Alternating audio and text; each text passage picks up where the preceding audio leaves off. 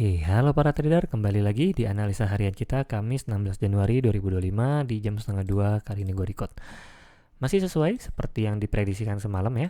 Kalau misalnya di atas 2674, dia bakal naik ke atas.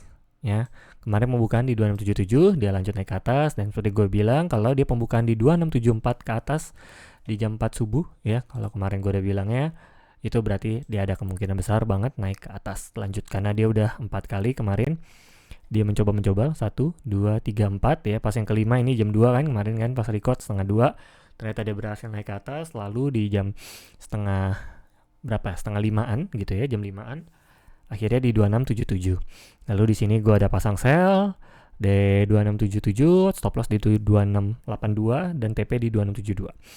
Kesentuh di 2670 dia turun, tapi dia langsung balik lagi naik ke atas. Jadi gue cuman TP 1 doang. Lalu di 2674 gue sebenarnya pasang sell lagi, tapi ternyata dia lanjut naik ke atas, maka kena stop loss gue di 2680. Gue pasang stop loss di 2680 karena dia udah lanjut naik ke atas, maka kita ikutin arus seperti yang udah gue bilang. Karena pembukaannya di atas 2674 ya, alias 2677, maka dia akan lanjut naik ke atas. Jadi gue langsung open buy di 2680 dan kena di 2685 ya, nggak nyentuh di 2690, nggak kesentuh awalnya di 2685-an, habis itu kena TP, jadi gue cuma cuan sekitar 50 pip atau $5 doang. Karena habis itu nggak lama, mau di jam 8, udah turun dikit kan. Di sini kalau nggak salah sampai 288 sekian deh ya, 2688 sekian. Dia turun lagi, ya udah kesentuh TP1 gue lagi, jadi udah close posisi dan jam 8 seperti biasa gue udah cabut dari market. Gue udah nggak mau lagi, ya walaupun sebenarnya kalau didiemin masih bisa lanjut naik ke atas, tapi gue udah out dari market ya, karena udah persiapan untuk news yang hasil newsnya nggak jelas, jadi gue out.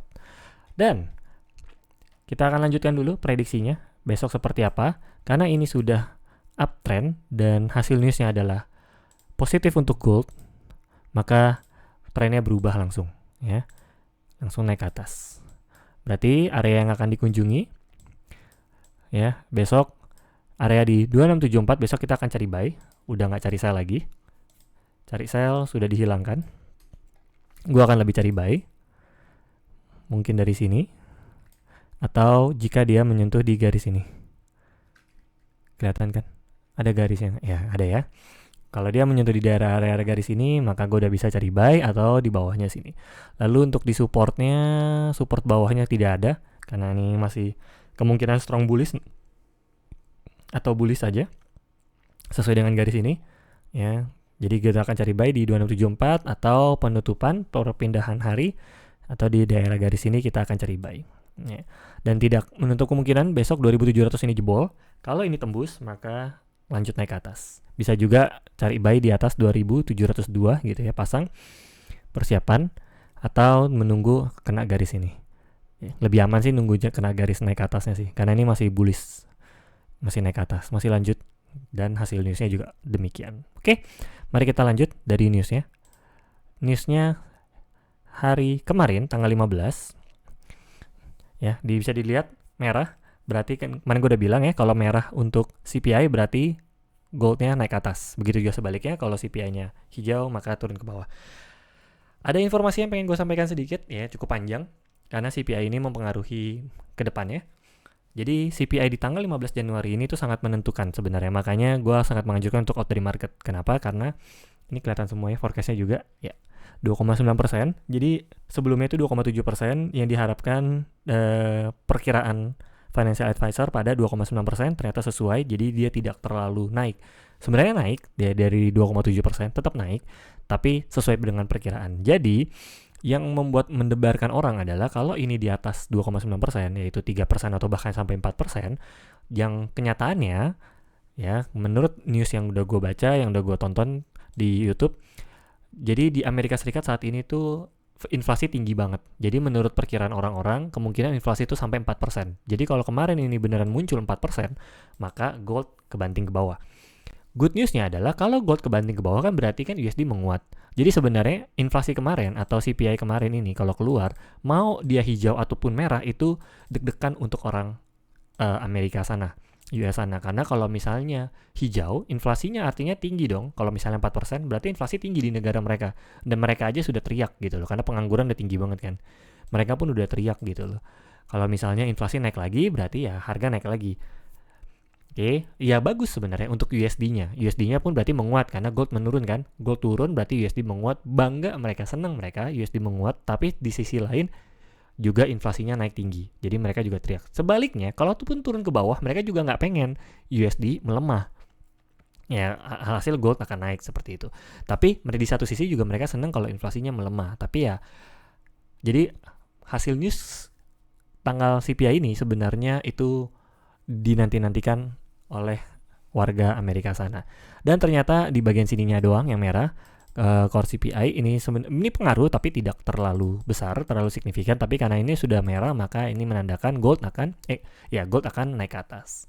Berarti inflasi tidak terlalu tinggi, masih terkontrol di negara mereka, maka ya rakyatnya pun agak-agak tenang dikit lah. Ya, jadi cenderung sideways, tapi sideways bullish ya, hasil newsnya.